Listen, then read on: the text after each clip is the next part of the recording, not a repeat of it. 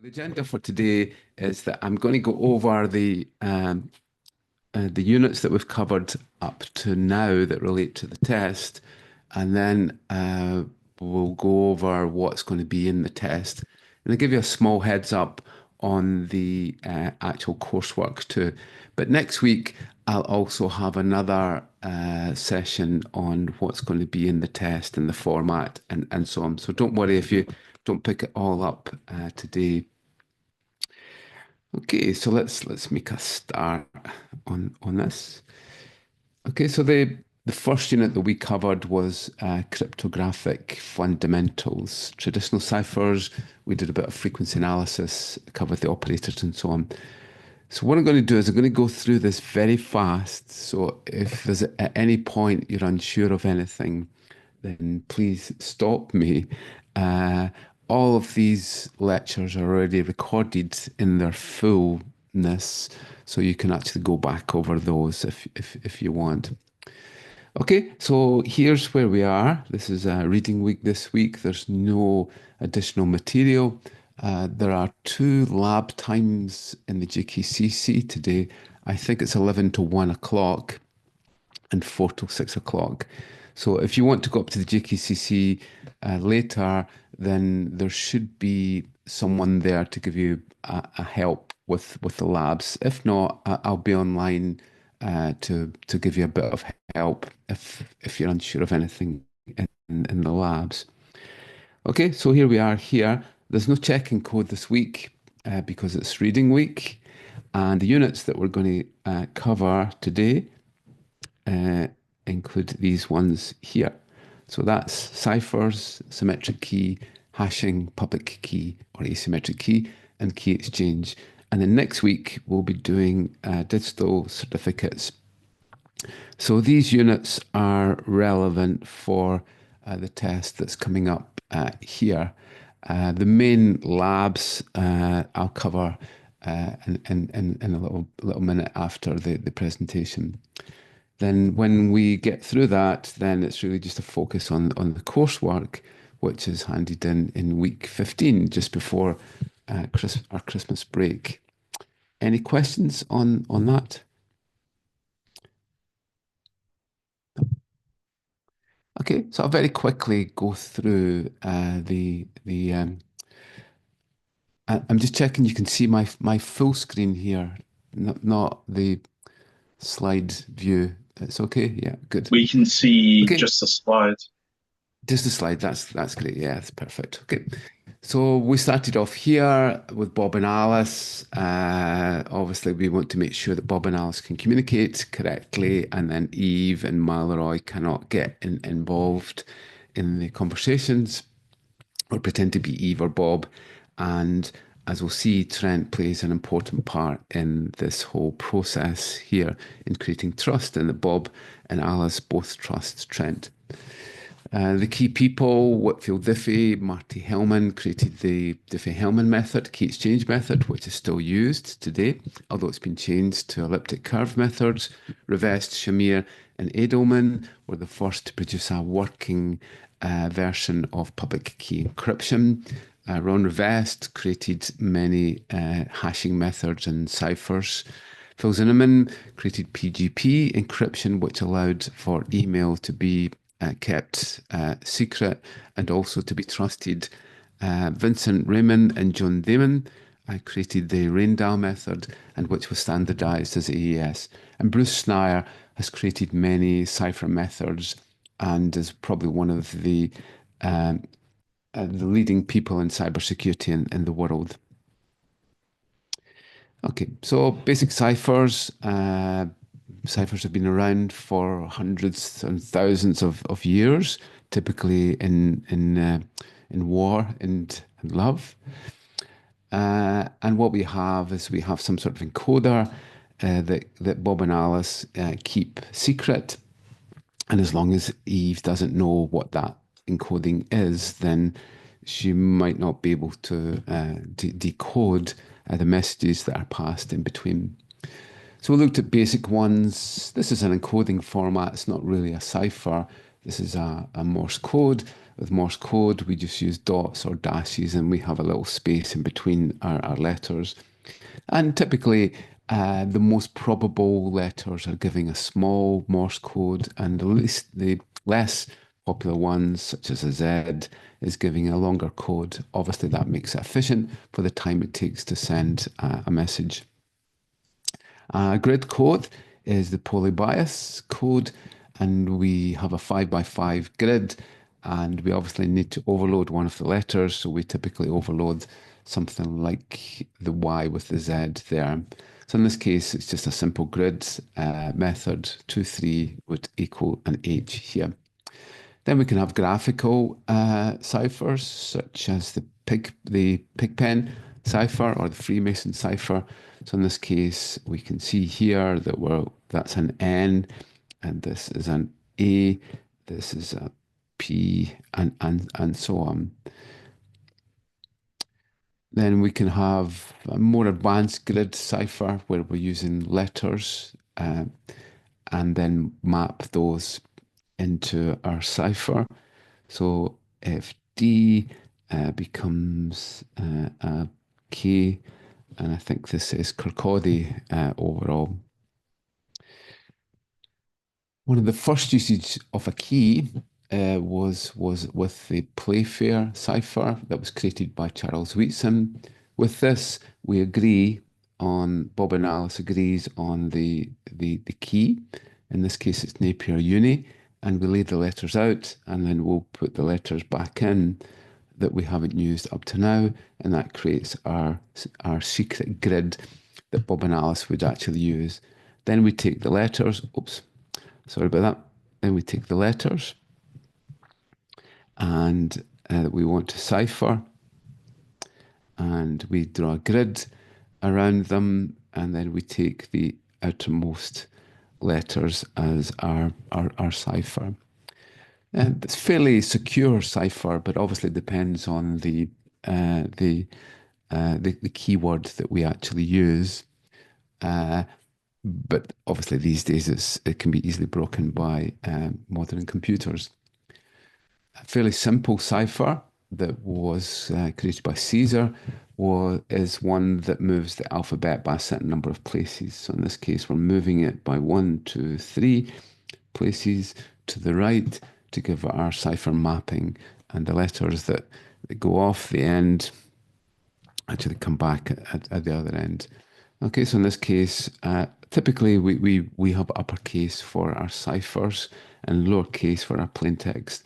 So K becomes an H, and H becomes an E, and so on. I think that says hello in them. Okay, the problem with that cipher is that if there isn't that many ciphers possible, there are 25. Obviously, the 26 cipher isn't really a cipher at all. It was actually used by this person here to be able to store secret messages. A more complex cipher is a scrambled alphabet. And with this, we shuffle up the letters and then can map them back again. So in this case, the L relates to an I, the Q, if I can find it, the Q relates to, let me try and find it. I can't actually see it there just now. Is it maybe this one in here? Ink. I think it's N. Oh, all right, there it's there. Yeah, that's the end. Yeah, and I think that says ink. Well, okay.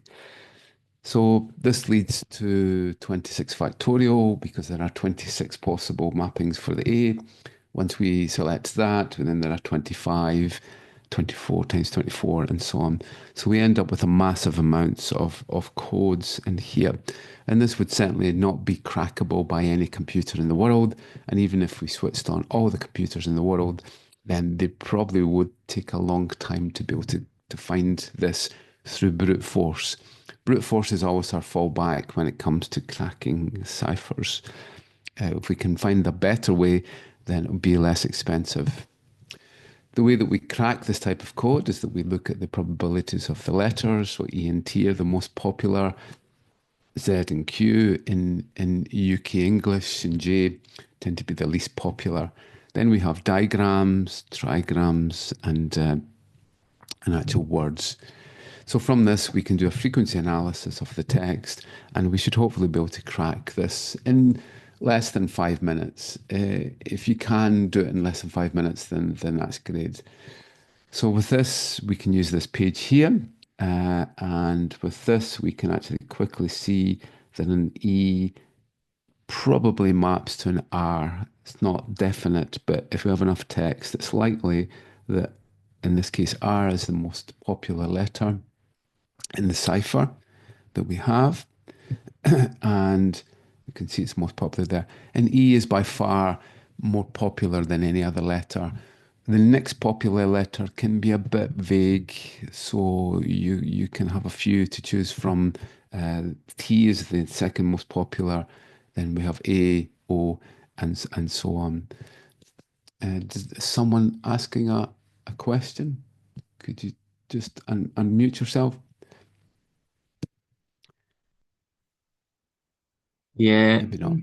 just got a Yeah. quick question about the test, Uh-huh. if that's okay. Yeah. Um, We'll just come back onto the uh, test later. okay, So, not a so problem.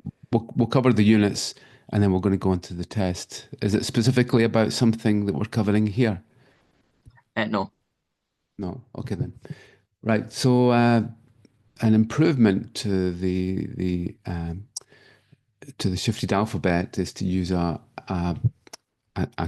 key, and in this case, the key is used to be able to take the mapping and then change the mapping to the ciphertext. So in this case, we have an H and we have a key of green. So we go to G as a row and we'll pick up N. Then we can keep going. Next, we have R as our key. And again, the E now, well, becomes a V and so on. So this was defined as a Visionaire code. And again, it's fairly secure, but obviously with modern computing, then it's not that secure. And it can be cracked with enough characters. So I think it was a Polish cipher analyst who cracked this code through some sort of frequency analysis. If you don't have a lot of the cipher, then it can be difficult to crack it. But if you have enough of it, then patterns will repeat. Okay, so a really strong cipher is, or an unbreakable cipher is a one-time pad. With this, Bob and Alice have a shared code book that they have, and then they just look up that code book to find the mappings for the letters. There. Unfortunately, the problem with this is that we need to send the code book over from Bob to Alice. Typically, this would be done by having a book of pages that had the ciphers, uh, and then on a certain day, you go to a certain page in the book and you would find the cipher for that day. The problem there is that if Eve finds out the book, then she could probably guess what the ciphers were for certain days or could try different ones out. We can have a homophonic cipher. In this case, we take the most probable letters and then we'll map them to more codes than the least probable ones that we have here. So you can see an E is mapped to 25, a 26, and a 32. But when Eve is analyzing the cipher, she can't tell by frequency analysis what letters map to what.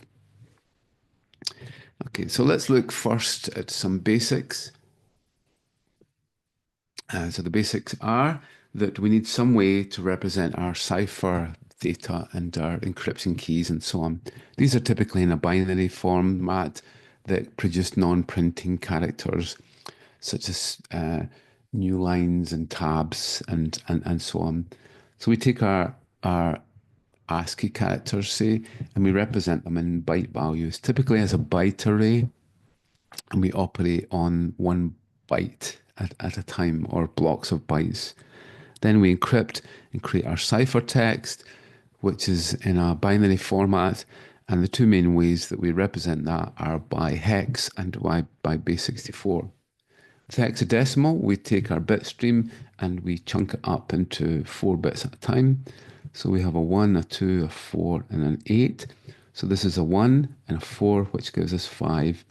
This is a 2, a 4, and an 8 there, which is 14. And we look up 14, and that becomes an E and there. Okay, so all we need to do is to count up to 15, and we remember the hex table. Base64 is a bit more complicated. We take 6 bits at a time.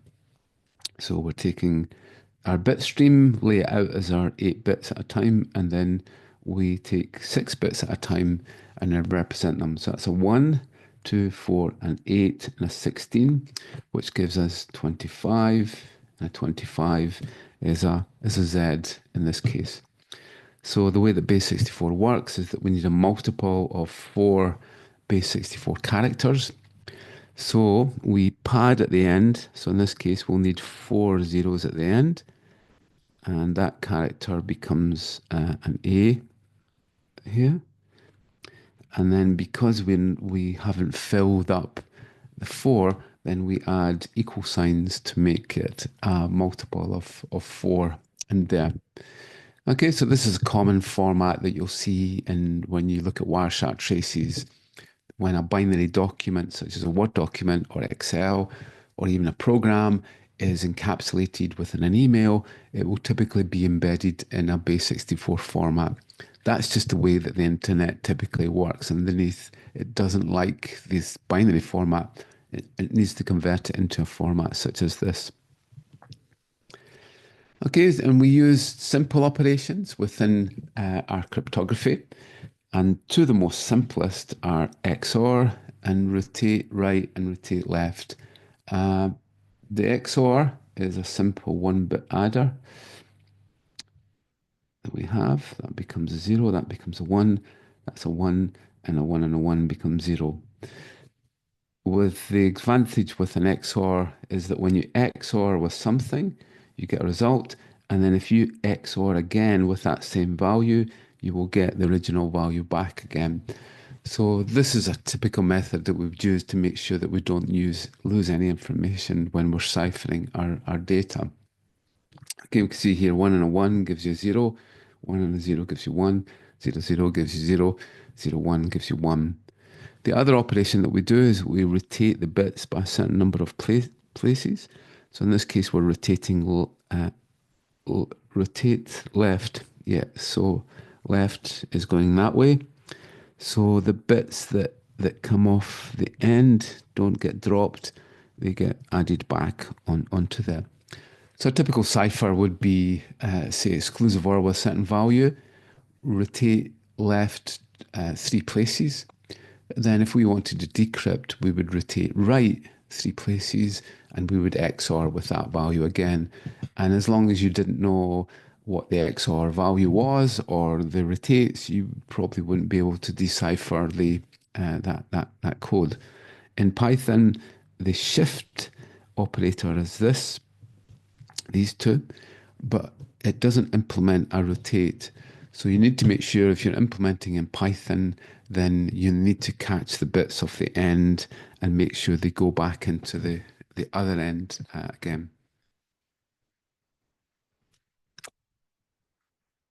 Okay, so some simple operations that we use a little bit later is the mod operation, often defined like this, mod P, and that is the remainder after a division.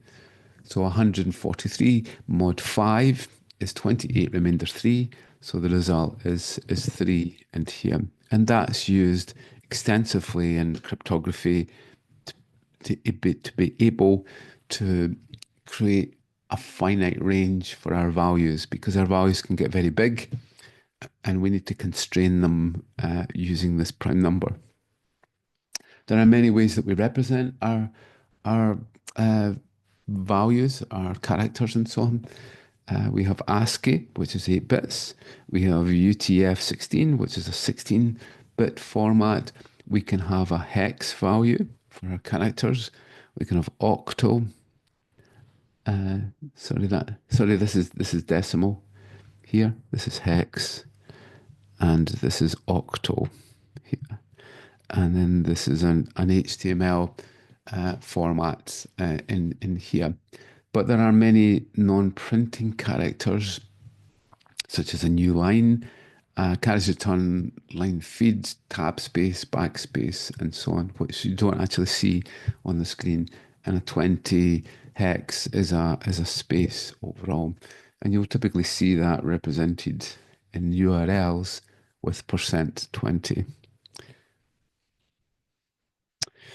Okay, so in cryptography, we find a hard problem. So either the hard problem is having lots of something that it takes to try, or it's a problem that a computer finds difficult, such as factorizing a number into its prime number factors. Okay, some basic concepts. The greatest common denominator or divisor is one simple concept. In this case, we find the largest number that can divide into both of these, and in this case, this is 14. In cryptography, we also deal with very large numbers. So typically, this would take us up to about here with our normal programs that we have. So this would be a long for our 64-bit and an int for 32 and so on. We go up much larger. So luckily Python copes with this, and Python doesn't need a big int class or object for our numbers. Python will automatically convert our large numbers into big int format. But if you're using Java or Golang or Rust or anything like that, then you actually need to convert your values into a string and then use them as integers with their own methods. We can have random numbers, which will generate typically encryption keys and salt values. And they can be pseudo-random or true random. A pseudo-random will repeat after a certain amount of time and will always give you the same sequence for a given seed value. So you start off by generating a seed value. Typically, that's through the operating system. That will give you your initial value, and then each value that it creates in a sequence of random numbers is then predictable from there. This makes it good in things like simulations and so on. But if we want a true random number, we go for something like keystroke analysis or the noise within an electronic circuit. Okay, and that's the first unit. Does anybody have any questions on that? Yep. Oh, sorry, I've not actually finished that unit completely off. Okay, so what we typically do is we use not a cipher, but we use an encryption method, and we have a key with that. So with this, we actually define that Bob and Alice will have a secret key, and I will have an algorithm that Eve actually knows, and then we'll create a cipher based on the key.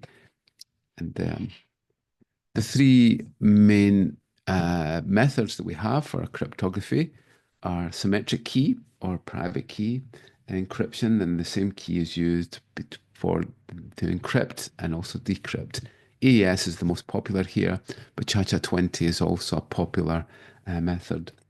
For asymmetric and public key encryption, we have two keys. Alice has two keys, a public key and a private key. We use the public key to encrypt, and then we use the private key to decrypt.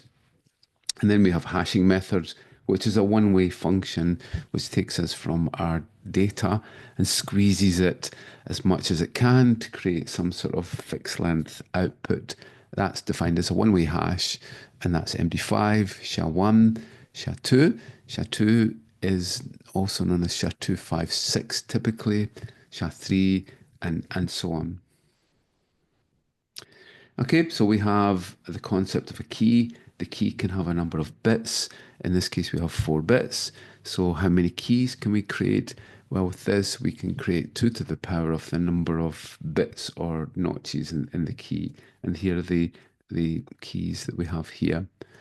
Okay, so 2 to the power of the number of bits gives us the total number of keys, and we get to about here on the internet. Anything below that is typically crackable with a GPU cluster and so on. So we need to make sure that our key equivalent sizes are 72 bits and more, and that's why we use 128-bit as a baseline. NIST just published a paper that I've posted on the Teams channel that identifies that we shouldn't be using anything less than 128 bits after 2030. So they will be anything below will be deprecated, and then after 2030 they shouldn't really be used. Okay, so that was our cryptographic fundamentals. Now what we'll do is we'll go on to symmetric key, which was our second unit. And with symmetric key, we look to be able to create the core encryption method for our data. As we'll find, public key encryption is a little bit too slow for large amounts of data, but symmetric key is highly optimized. When Bob and Alice communicate through the web, they will use symmetric key encryption to be able to encrypt the data from Bob to Alice.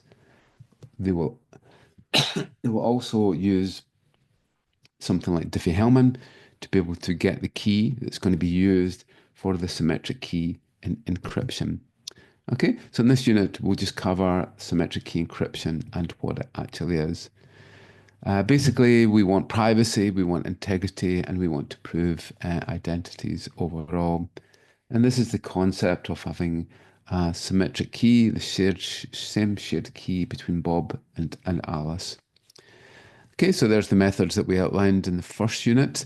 Our symmetric key methods, our public or asymmetric key, our hash-based methods, and then obviously this isn't really a cipher method, but we can have different encoding formats such as base64 and hex, as we saw. This was the diagram that we saw before, and as I showed you, 72 bits is roughly where we are, but that's creeping up more, so we need to keep well away from that 72-bit limit. To give you some idea how much cost, how much energy it would take to be able to crack these things, this was a research paper, and they found that to crack a 65 bits symmetric key, such as AES, through brute force, would require the amount of energy that it would take to boil a swimming pool, the water in a swimming pool. 130-bit hash, and remember that MD5 sits around there. So to crack an MD5 with brute force would only take the amount of energy to boil a swimming pool, and 745s for RSA there. But you can see there, if we go right up to 105-bit symmetric key, you would have to boil the ocean. It would take that amount of energy to crack a single 105-bit symmetric key.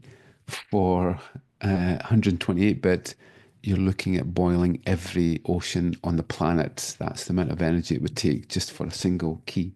So you can see that we're pretty much secure when we take 128-bit just now. But with quantum computers, as we'll find, then they can break 128-bit symmetric key. Okay, so let's take an example of some keys. If a 64-bit key, and we're going to crack with 1 nanosecond, then it'll take about 2.5 million hours to be able to crack all of the keys. But through Moore's law, we should know that computing power will, say, double every year.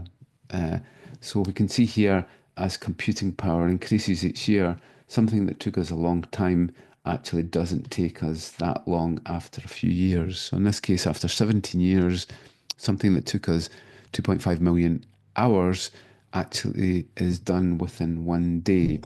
And so what we can do is we can set up parallel systems, and these might be cores of a GPU, and we can parallelize the problem where we can take the key space and allocate it to each of the cores of the machine. Then if we do this calculation and we increase the number of processors or cores that we have, then we can reduce that.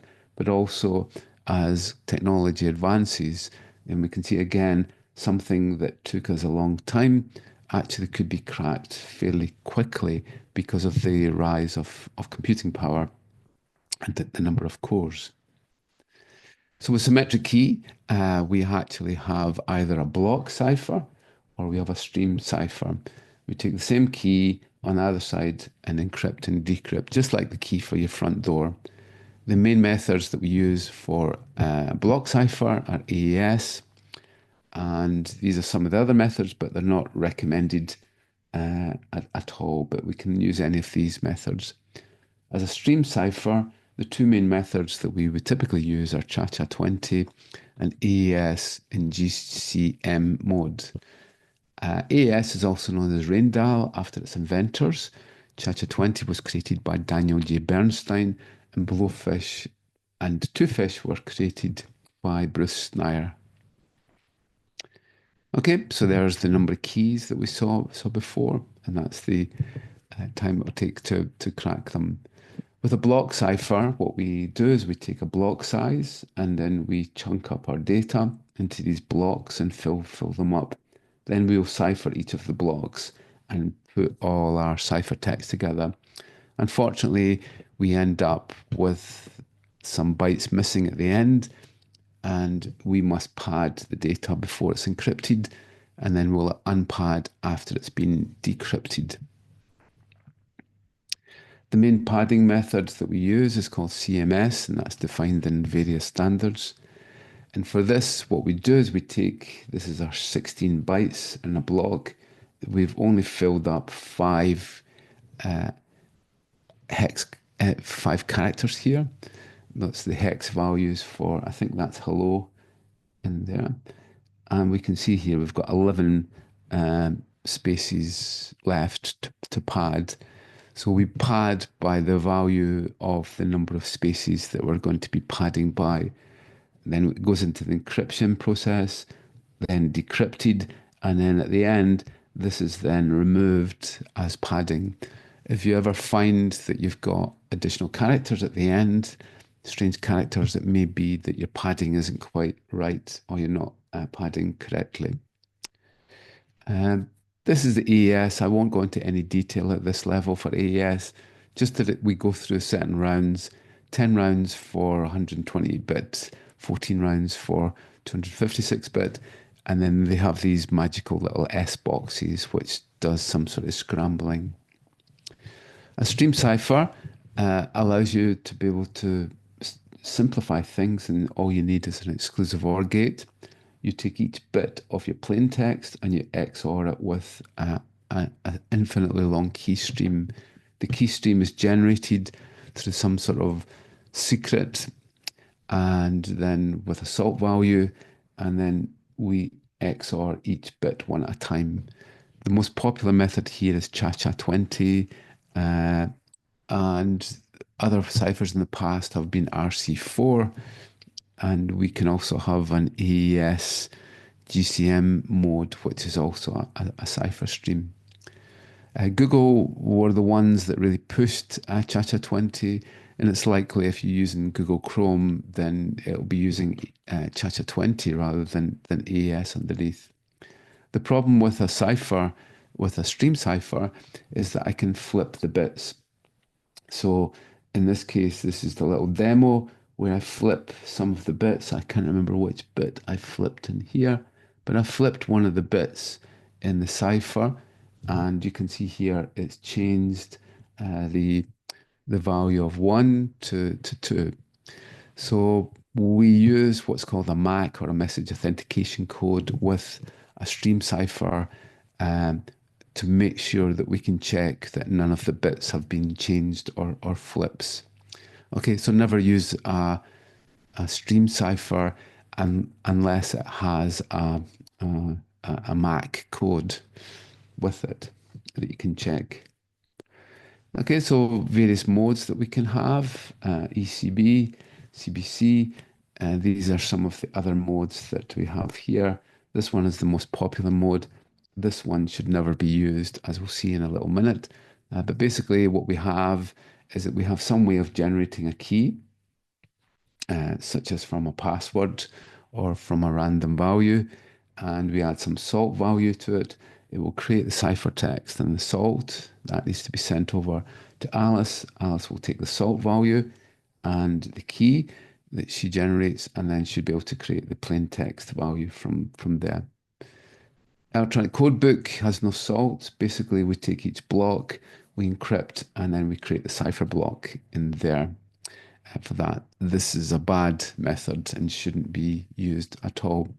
An improved method is where we have a salt value, and then we feed the outputs of each block into the next block, and then that will change the outputs of our blocks, even though we have the same message blocks going in. There's another mode that we can have, and it's called AEAD, and it's authenticated encryption with additional data. And with this, we add in something else to the cipher, such as a session ID, so that when Alice is decrypting, she will look for the session ID, which is somewhere else in the stack, maybe at a higher level, and then add that into the data. That stops Eve from playing back any of the cipher that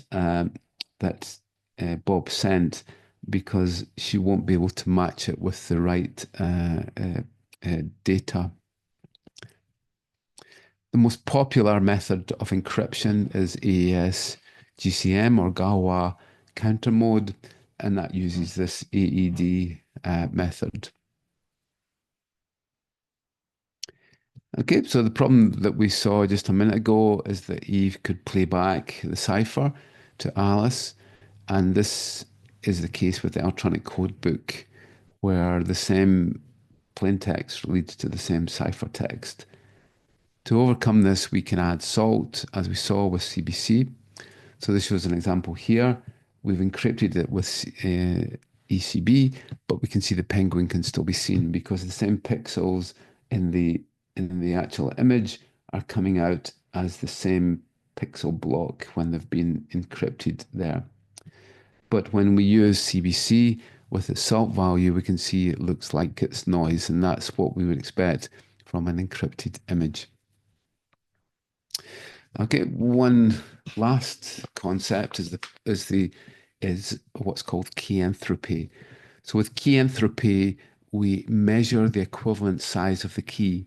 So we might be using a 128-bit key, but if we're only using a certain number of phrases in a password to generate that key, then the key has a reduced size.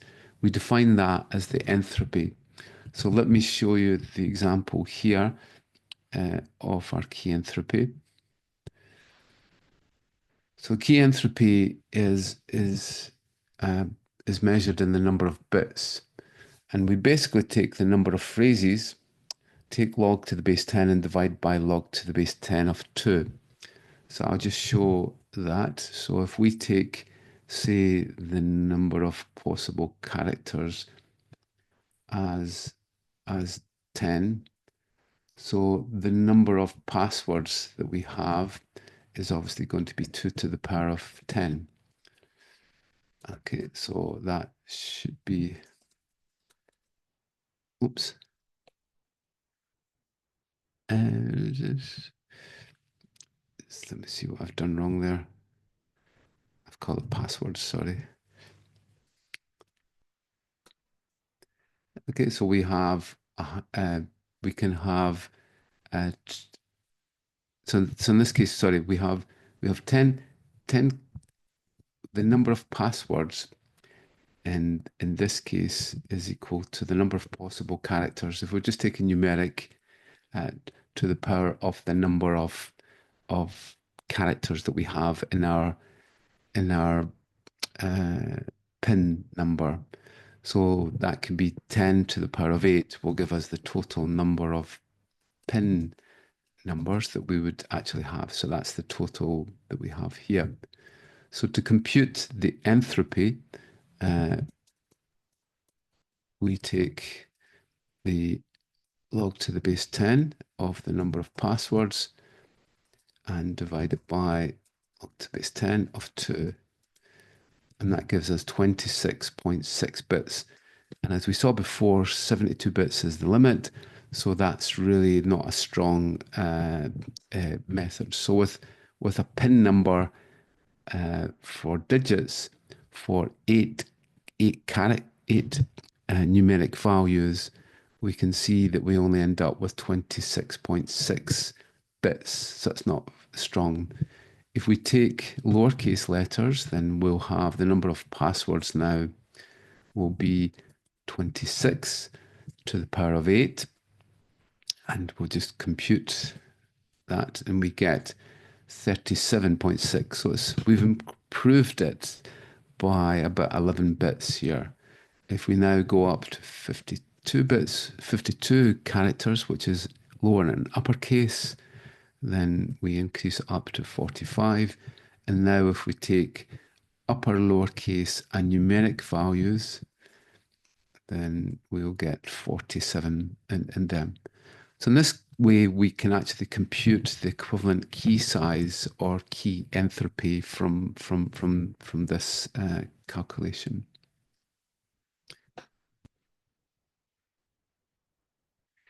Okay, and that's symmetric key. Does anybody have any questions up to now?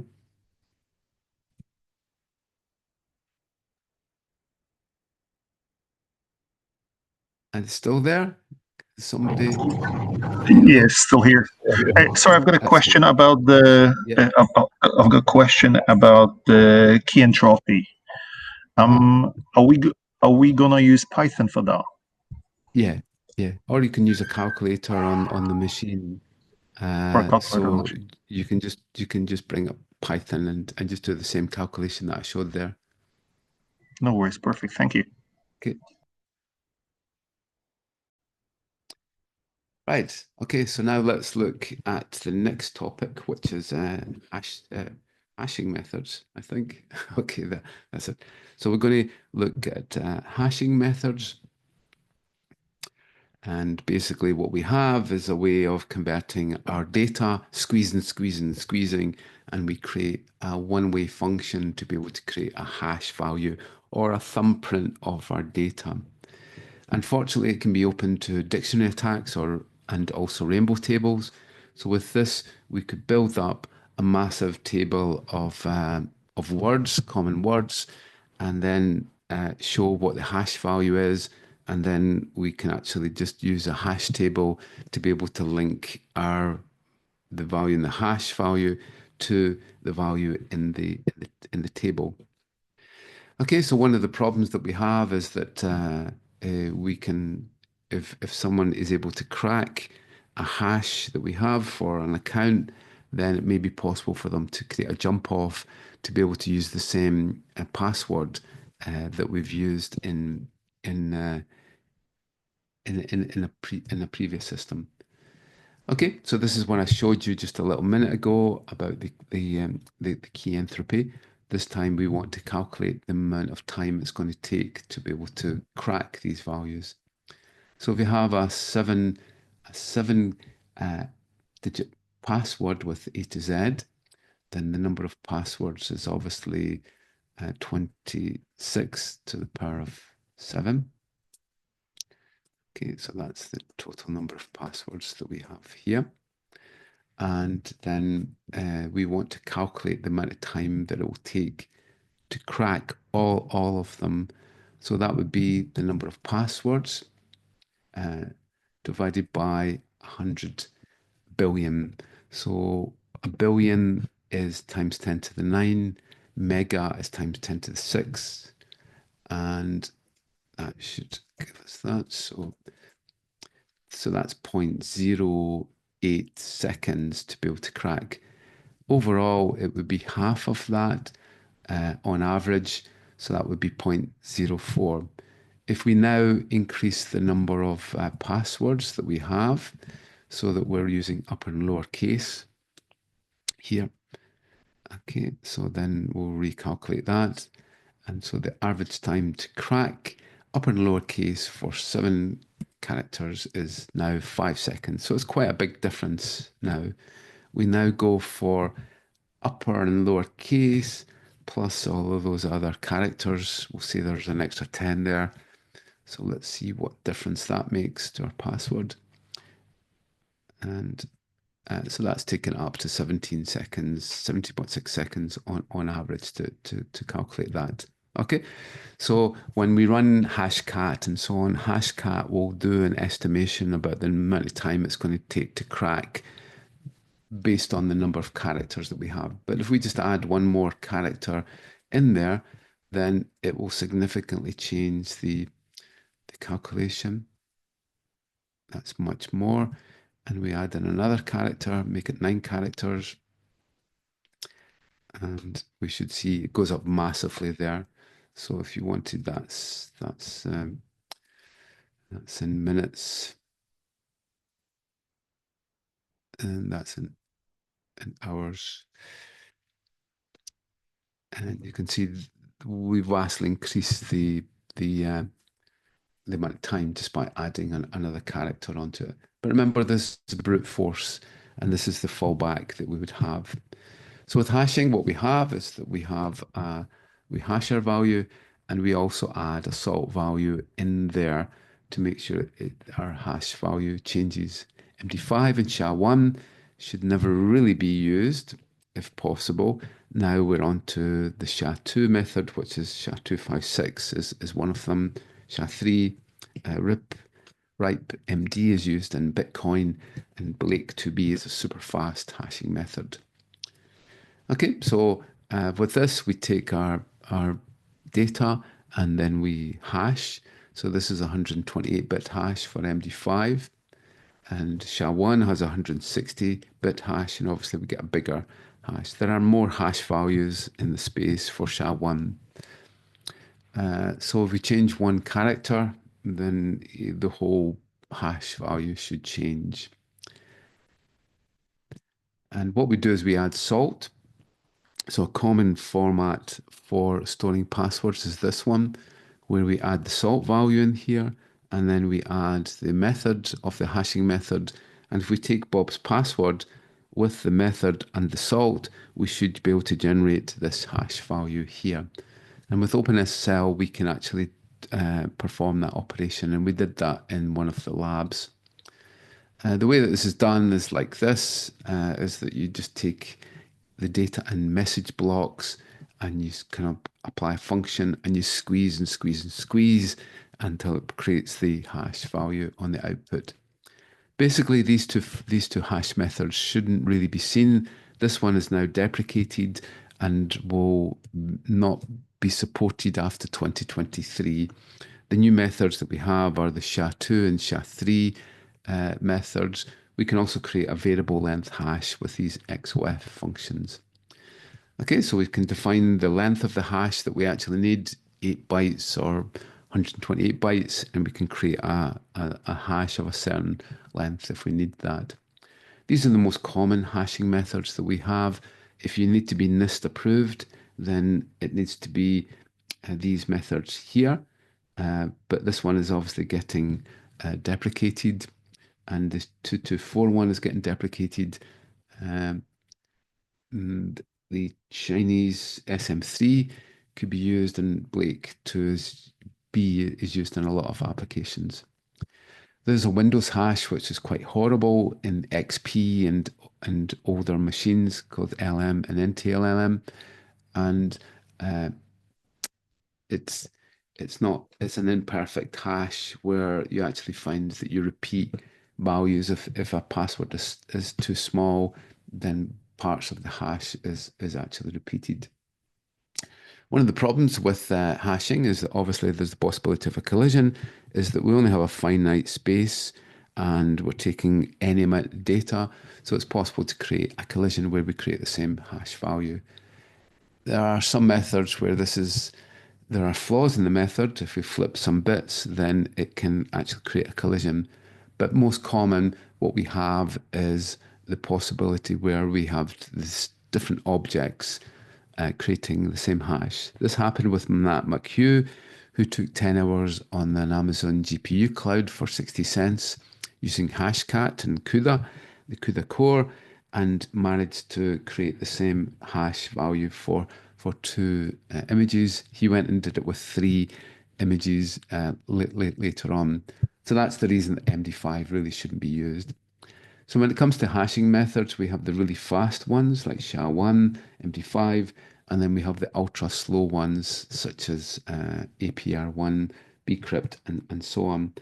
Normally when we hash a password, we want to be somewhere in this region, and we don't want to be here because we want to make it as difficult as possible or as expensive as possible for someone to be able to crack our hash values. And here are some examples of hashes. Luckily, Hashcat can actually take a guess as to what the format of the hash value actually is. So we end up with these hash crackers that can operate at terahertz. Tera hashes, that's 10 to the power of 12 here. So they are extremely fast and can are optimized to be able to crack hash values. In an old Windows system or in any Windows system, you actually end up with a unique identifier. So every machine that you connect to has a unique identifier, which typically relates either to the workgroup or the Windows domain that you're working with. At the end, you'll find a user ID, 500 as admin. The first user on the machine starts at 1000.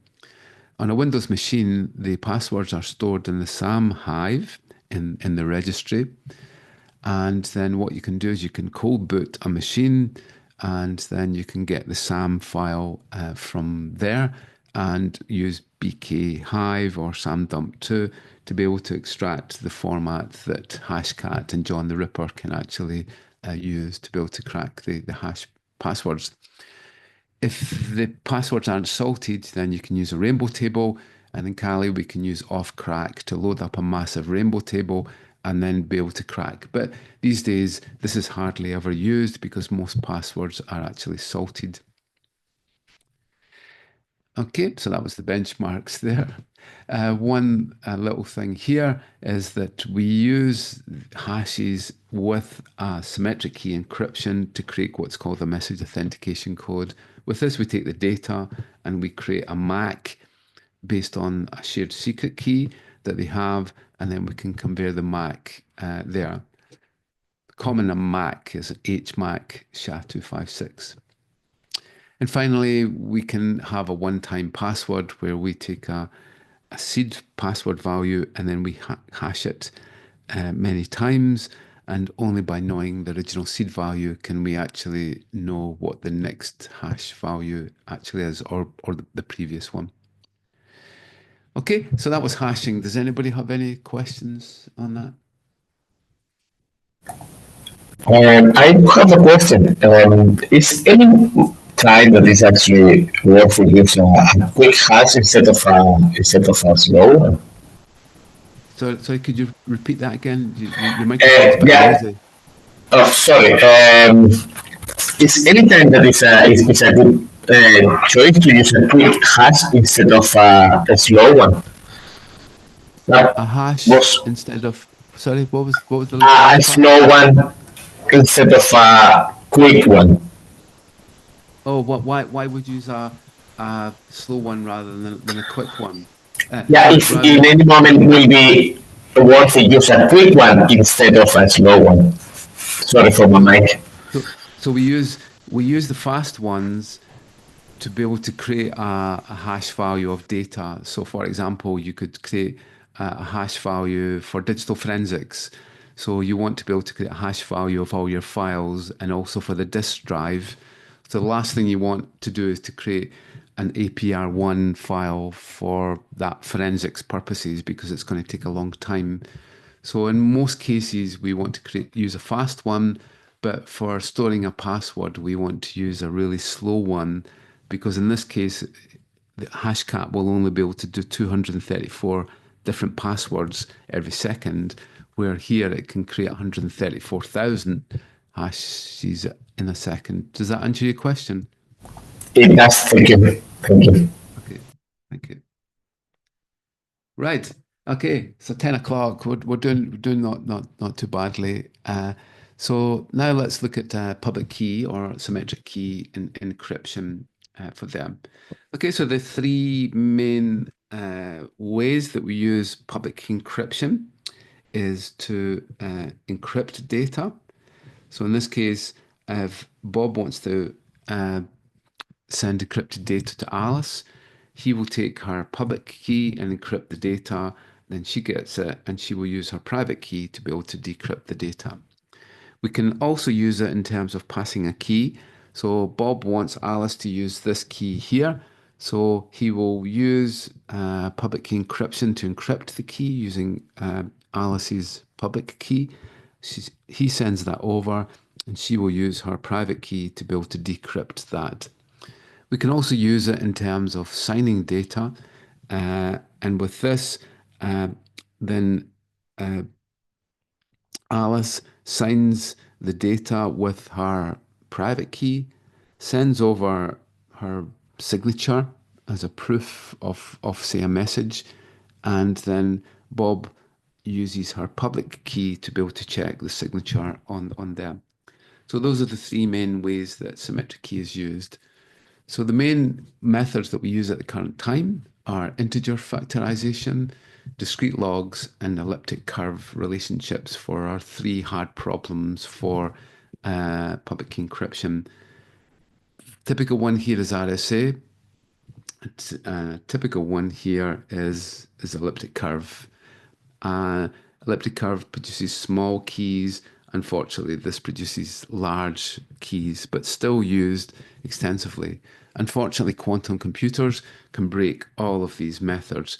So in the next few years, probably in the next decade, then we need to get rid of these methods and replace them with what are called post-quantum cryptography methods.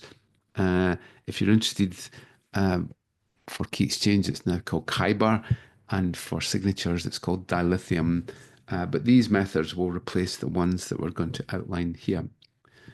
So RSA takes two prime numbers and multiplies them together to create what's called a modulus. P n is equal to P times Q, and this becomes our modulus value. This is part of our key, but these are the two prime numbers that we have, and it shouldn't be possible to find them given the value of n.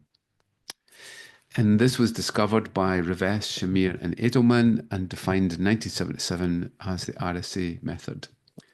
The three main methods that we can use are here.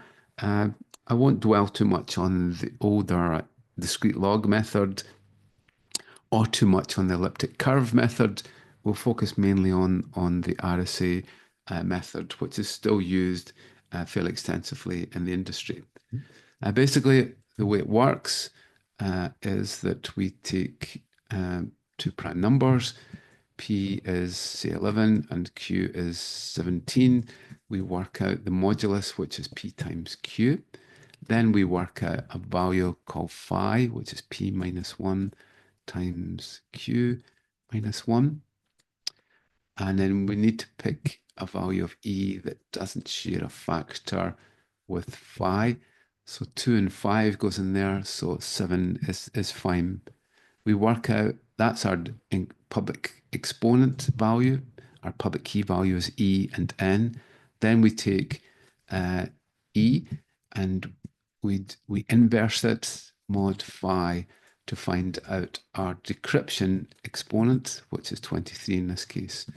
We take a message such as 43 and we create a cipher, which is the message to the power of E mod N.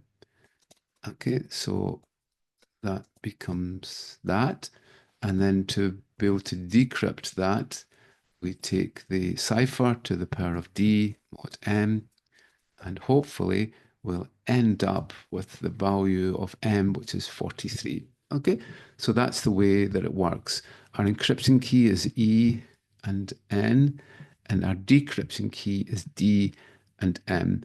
Obviously, in real life, our values are much, much bigger, and they're typically 1024-bit Sorry, prime how is numbers. it that you find D again?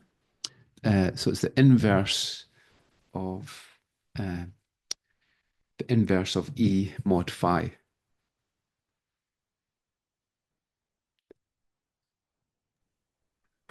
Thank you. Okay.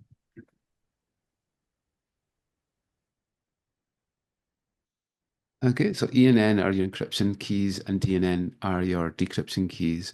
I'll show you the digital certificates next week and where we find these values and the size of them too.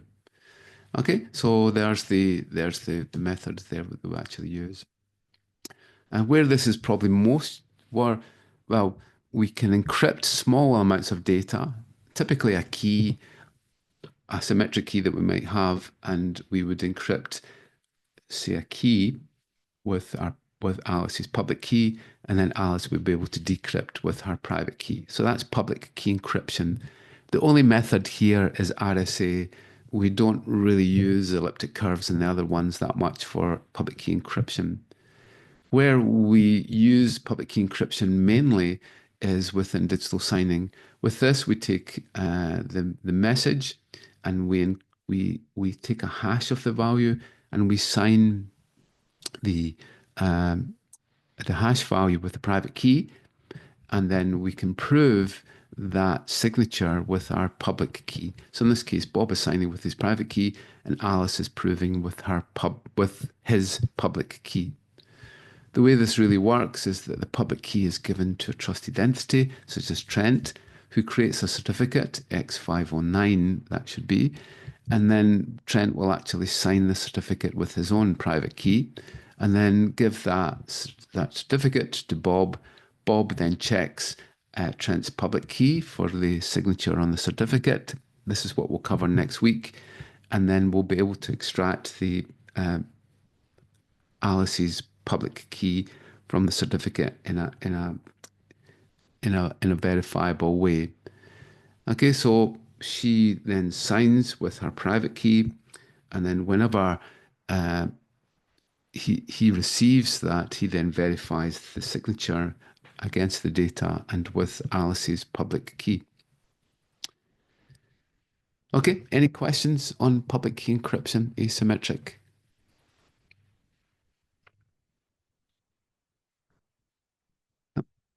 Okay. So the last unit that we did was key exchange. And with this, we're going to look at the Diffie-Hellman method. So the problem that we have is how does Bob get the key over to Alice for the communication channel that he wants to use? And this was solved by Whitfield Diffie and Marty Hellman in 1976 with the Diffie-Hellman method. And that allowed Bob and Alice to openly communicate, and then Eve wouldn't be able to find out what the key was. Two core things, and we'll look at this a little bit later in the module, is forward secrecy. So if there's a hack of our long-term keys, is it possible to reveal all of the keys that we've used in the past? And ephemeral is where we've used parameters that are default and can be easily guessed by our adversary. So the Diffie-Hellman method is based on logarithms. So with logarithms, as you remember from school, we end up 2 to the power of 5 times 2 to the power of 3 is equal to 2 to the power of 8. And 2 to the power of 5 to the power of 3 is equal to 2 to the power of 15. And it's this method here that we use for our logarithms. So basically, Bob thinks up a value A and Alice Y, calculates this base A to the power of X, sends that over. Alice takes a to the power of y and sends that over there. They then raise it to their secret values, and then they will both end up with the same shared value. One thing I've missed off here is that all of this is done mod p. Everything is done with mod p because these values are going to get very big. And if we make it mod p, then all the maths still actually work in there. Okay, so here's how it works here. And this is the shared key that we end up with here. Okay, there's a worked example out there. Okay, so in this way, Eve can't discover what the shared key is. There's only some values of G and P that we can actually use overall. When we're generating the parameters, they look a bit like this.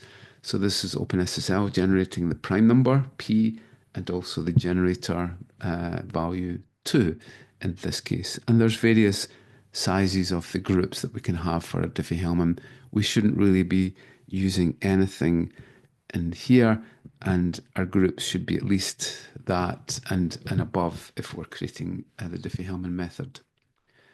The weakness is that some websites in the past have been using the default parameters for our Diffie-Hellman method.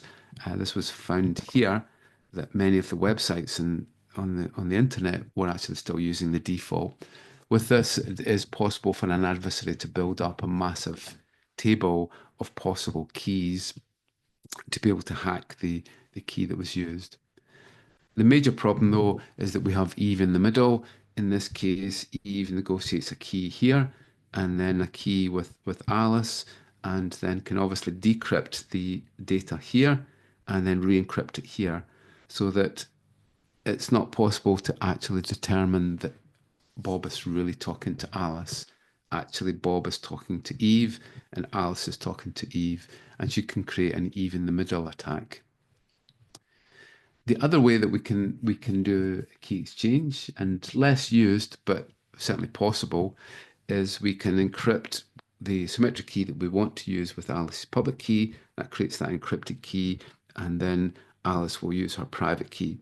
This was used up to TLS 1.2, but then dropped in TLS 1.3 as a long-term hack of Alice's private key will reveal all the keys that have been used in the past for the communications. Unfortunately, with post-quantum cryptography is coming back in that post-quantum cryptography doesn't support Diffie-Hellman, so it's likely that we'll see this type of method coming back. It's now called key encapsulation method rather than key exchange method for post-quantum cryptography. Okay, so we now have a more fuller setup for our TLS session. We'll come back to this later in the module, but now we use a Diffie-Hellman method, typically elliptic curve Diffie-Hellman, to be able to do this negotiation of the key, and then that's then applied into a symmetric key method, which would then be used for the main tunnel. And we use public key encryption to sign and to verify the website that we're actually using. And for this, we use the public key of Alice to be able to check that signature. Next week, we'll be going into digital certificates in more detail, so I'll be able to outline that there. Okay, any questions?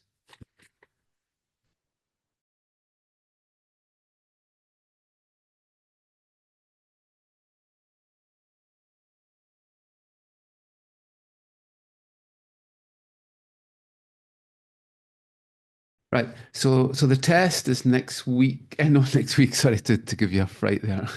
The test is in 2 weeks' time on Thursday from around 6 o'clock to 8 o'clock in the JKCC. So we'll be up in the top level for the test. There'll be no lectures and no labs on that day, but I will be available for any questions that you actually have. Okay, the areas that we're going to examine are these. So you need to go through each of these methods within the study guide. So there are around, I think it's about 12 cipher questions. Those are easy ciphers to crack and ones that are a little bit more challenging.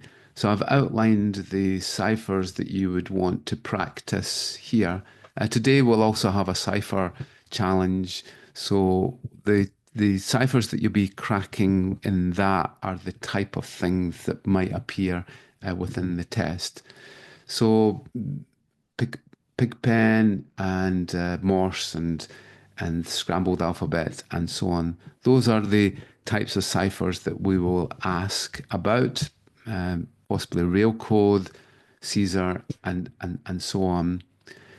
So then we have some multiple choice questions that relate more to the theory areas, such as in public key encryption, entropy, and so on, doing a Diffie-Hellman calculation, things like that.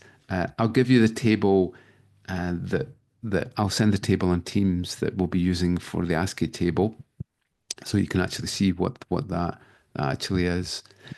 And then there is, I think, 2 or 3 small questions at the end of the test that are more to do with kind of theory. So those will be included in some of the questions that we might ask here. Okay, so this is a study guide. In terms of the labs that are relevant, there are 2 main crypto labs that we have. Make sure that you complete those lab sessions so that you actually understand how to use OpenSSL and some other practical things.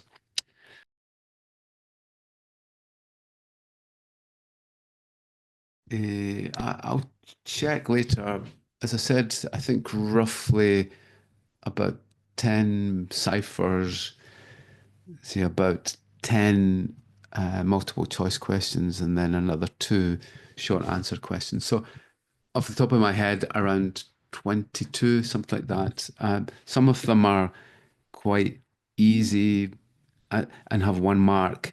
You might have other ones with 2 or 3 marks. Make sure you have a look at the number of marks that you're getting for each question, and don't spend too long on a 1 mark question, and give a bit more detail if it's maybe 3 or 4 marks.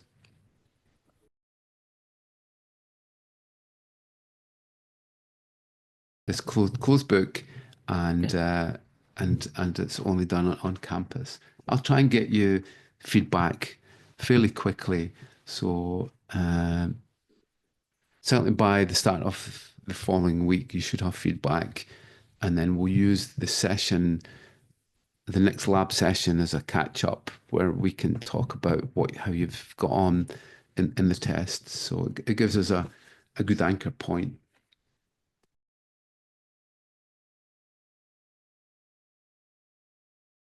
Pass mark. So you need to get 40% overall in the module.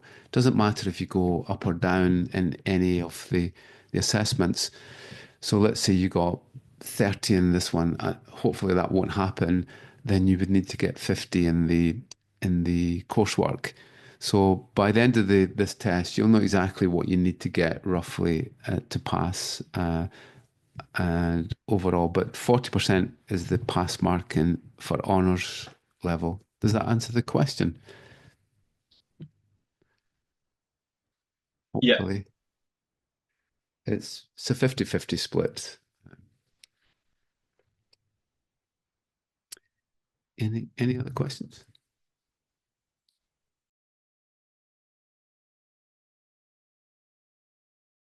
Just that to not compromise the test, then everybody needs to take it at the same time, and it's done on Moodle.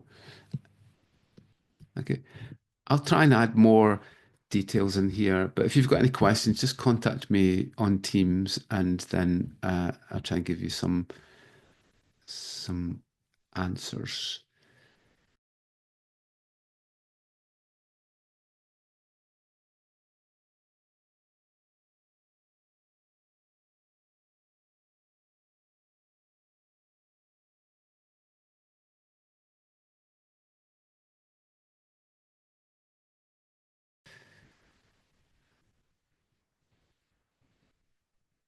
Oh, there's the table for the test. If you want to see what you get. Okay, so that's in there. So the coursework I'll be releasing in the next after the test. So in week 10, I'll give you a more of an overview of the test. Just let me find the coursework there. Okay, so in the coursework, what you'll be given is that you have a bot and a controller. These are two executable files that you can run on different machines. Then they communicate with each other and they pass information such as secret ciphers, hash values, and so on. So the focus of the coursework is to analyze the communication between the bot and the controller. If you want, you can put them on two machines, either in your AWS setup or in VSOC, and you should be able to get them to be able to talk to each other. By storing the Wireshark traces, then you'll be able to then, once we look at network forensics, you'll be able to analyze what the communication actually is. There's no encrypted traffic between them. They just talk openly between themselves, but you should be able to analyze the traffic within there. Then once you've done that, you then can use Snort to be able to detect some of the traffic that's flowing between them. So they might be sending some passwords or something like that, or certain keywords. So Snort should be able to pick up that in the network traffic and then create an alert from that. Sometimes you'll get false positives where it might trigger on an alert, but it's actually not a true one. Hopefully you'll be able to write some rules that would allow you to be able to create rules that were precise enough so that you didn't get a lot of false positives. Okay, so the marking schedule, I'll go over this in more detail. 20 for the research that you do, 40 for the analysis of the bot with Wireshark, and then 30 marks for creating your IDS snort detector, and then 10 marks for the references that you're using. You should avoid using AI tools to generate any part of the report. And if you do, then you need to outline how much AI you've actually used. My advice is not to use anything to generate anything with AI in your report. Any questions on that?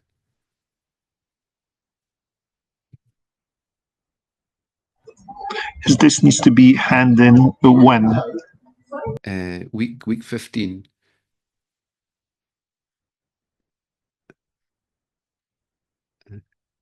So it's the very last week of term.